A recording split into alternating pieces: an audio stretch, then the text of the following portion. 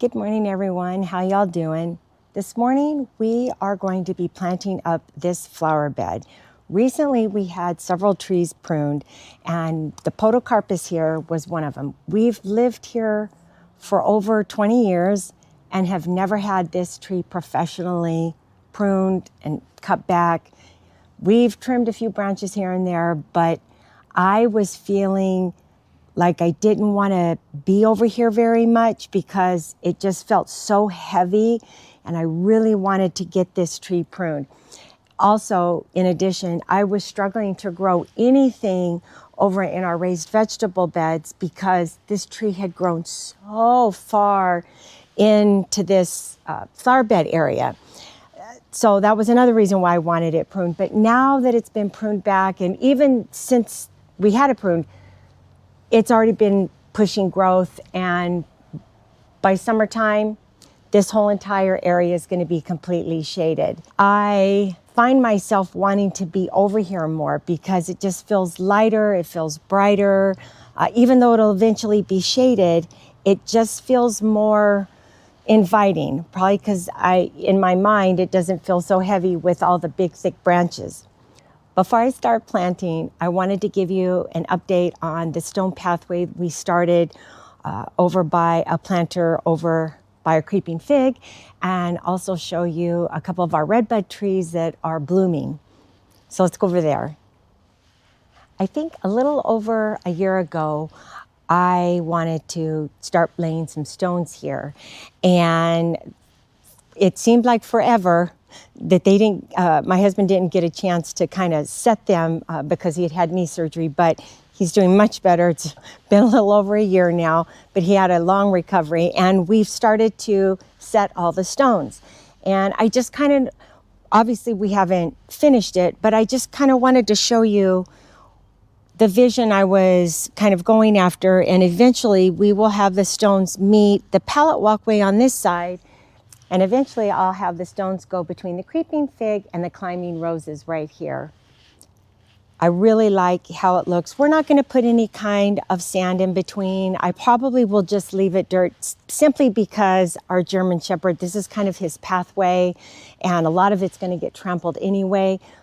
But I do like the look of not needing to have to walk through the dirt as we're coming through the back of the flower beds. And look, you guys, the calla lilies, look at they're blooming. Here's one here, and then here's one. It's the prettiest creamy white. This is our Oklahoma redbud tree, and I believe we planted it, I want to say 4 years ago. I'll try and put the date of when we originally planted it. It grows between, I believe, 15 to 25 feet tall. And I think they're a zone 6 to 9, and we are a zone 9. And it takes our heat like, I mean, when we get hot here, we can easily get up to 110. Our evenings during the summertime do not cool down very much.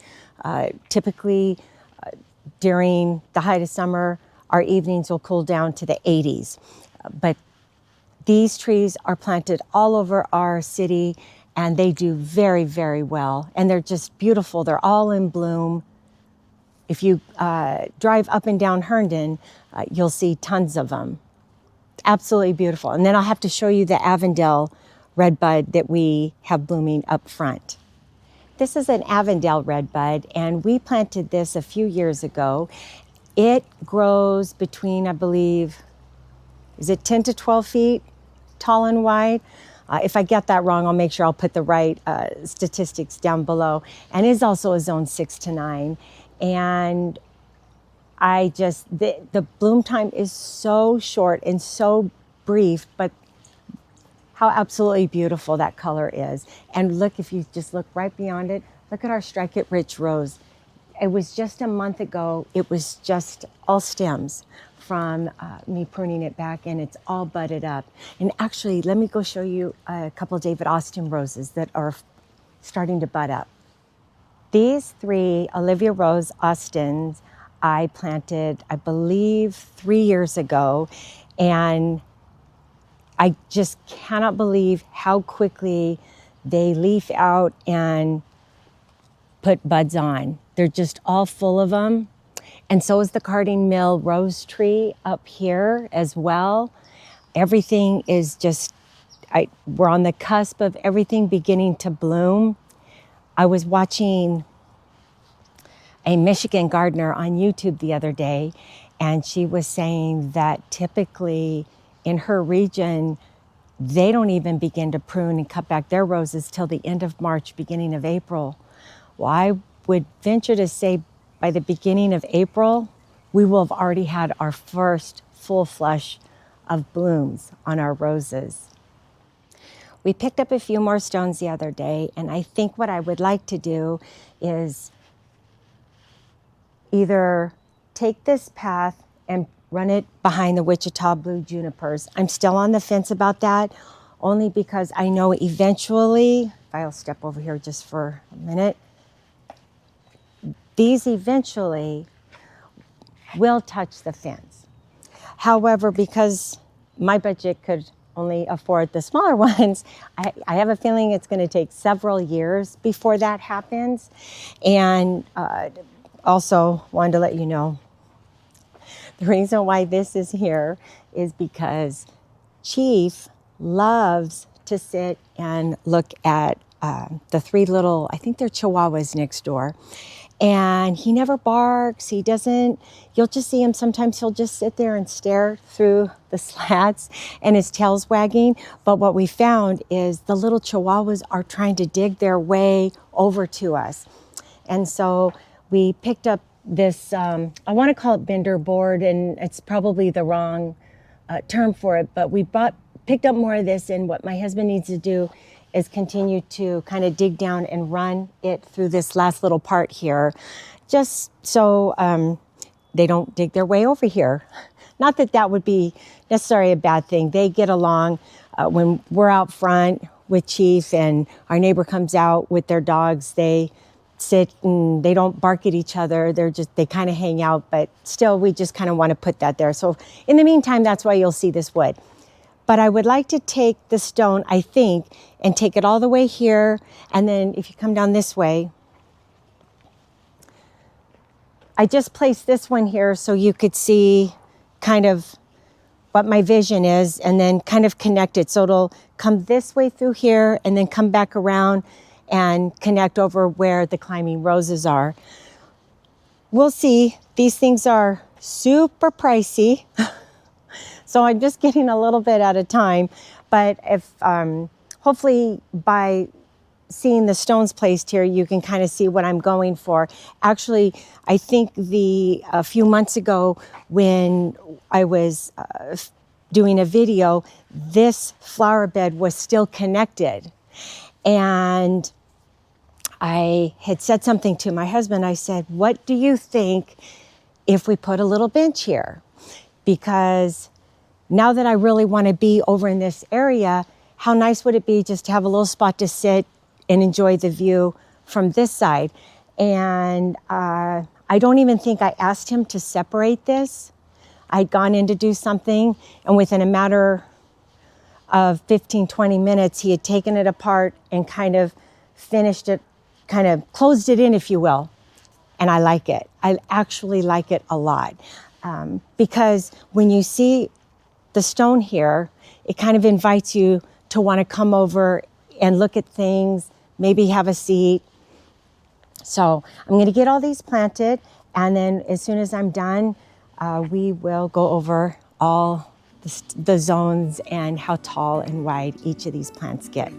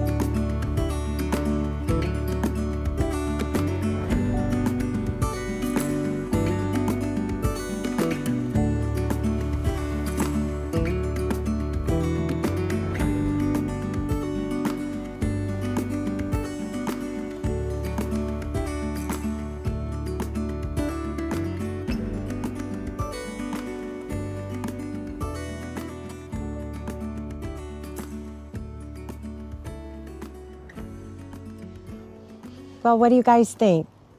I really, really like how it turned out. And everything here is a perennial for me, except for the impatiens. Some of them are more of a tender perennial and not due to our harsh winter, but our hard, very, very hot summers. But I wanted to start over here in the corner because I purchased this I want to say a few weeks ago, but it's probably been a little bit over a month. And I saw this at Green Hills walking around, and it was in a display in an actual pot. And it didn't have a sign on what it was or anything, so I had to get one of the workers there and asked, hey, what is this? And it is a variegated mint bush. And I have to put my glasses on so I can read the stats for you. It's most commonly used in zone 9 to 11, but can be used in 8B to 11. And it can grow up to 4 to 6 feet tall and 3 to 5 feet wide. I think I'm just a sucker for anything that's variegated. I really, really like this, and it has done very well. I think it can take our full sun. In about a week, when time changes, this area will get a lot of morning sun. And until the podocarpus fills out, it's going to get filtered sun off and on during the day. But once this fills up and leaves out, this will be shaded all afternoon long. In the middle is the foxtail fern, and then I added a couple of extras. And this, the bit larger one I've had here for a few years maybe already, and that is a zone 9 to 11. This one I think I picked up at Lotus Gardens. It was on clearance. This is variegated Carex, and that is a zone 5 to 9, and that can get up to 12 to 18 inches tall and wide. The English daisies are a zone 3 to 9, and they like full sun to partial shade, and they can handle our full sun during the spring or fall, just not during the summer. So I'm hoping this will be the first time I've ever used them in the ground. Normally I plant them in containers, and that way I can kind of control how much sun and shade they receive. But hopefully once this leaves out, the podocarpus, they'll be protected by afternoon sun, and they can get up to 4 to 12 inches tall and wide. The columbine I purchased as a flat, and I'm not sure if you wanted to kind of zoom in on that photo. Because they're all different colors, I don't know what color is going to pop up, but they are zone 3 to 9, and they can get up to 12 to 16 inches wide and 24 to 36 inches tall.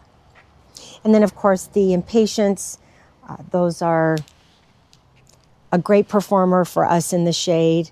I think if you live a little bit closer to the beach, you probably can have impatiens year-round. We just can't do that over here. And then the bench was just a last-minute thing that I was thinking about a few weeks ago, and we had looked all over, went everywhere looking for a concrete or stone, if you will, bench, and we couldn't find anything that I particularly liked. And we were at Willow Gardens just a few days ago, and they had the large curved ones and the smaller, more petite ones, and we picked this up at Willow Gardens. And I think it's a great addition. And I'll make sure that we get a photo of what it looks like from sitting on the bench as well. A nice view of the garden looking that way. This area here has been a bit of a work in progress, and I have so enjoyed coming out here in the morning and always walking out here to see how the snapdragon's doing, how are the ranunculus coming up, and it's made me feel more excited to want to come out here and plant under this podocarpus tree, which actually has been very, very easy. There's a lot of trees around our property that are kind of hard to plant around because of the roots. So these must go more deep as opposed to out, or on the surface level, because we didn't run into very many roots at all behind me. I hope you guys enjoyed this video. Thank you guys so much for watching, and we'll see you soon. Bye.